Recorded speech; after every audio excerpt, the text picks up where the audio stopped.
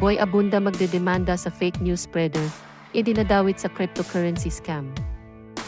Naging biktima rin pala si Boy Abunda ng fake news tungkol sa cryptocurrency at ginagamit ang pangalan niya para makapanloko ng tao. Naging biktima rin pala si Boy Abunda ng fake news tungkol sa cryptocurrency at ginagamit ang pangalan niya para makapanloko ng tao. Kumakalat ang fake article sa social media kung saan ginagamit siya pati ang kanyang programang Fast Talk with Boy Abunda para manloko ng mga tao at mag-invest sa cryptocurrency scam. Ipinakita ni Boy sa programang Today's Talk ang mga fake article na ginamit ang kanyang pangalan.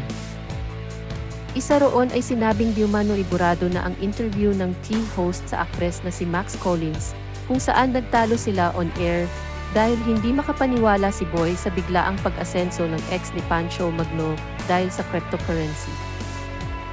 Sa article ay pumayag daw si Boy na mag-invest sa cryptocurrency auto trading program o Bitcoin dahil naniwala ito sa pag-engganyo ni Max. Lumabas pa raw sa isang website ang article at ginamit pa ang interface ng isang dyaryo. Kaya agad na nilinaw ni Boy na hindi iyon totoo at fake. This is a big lie, say nito.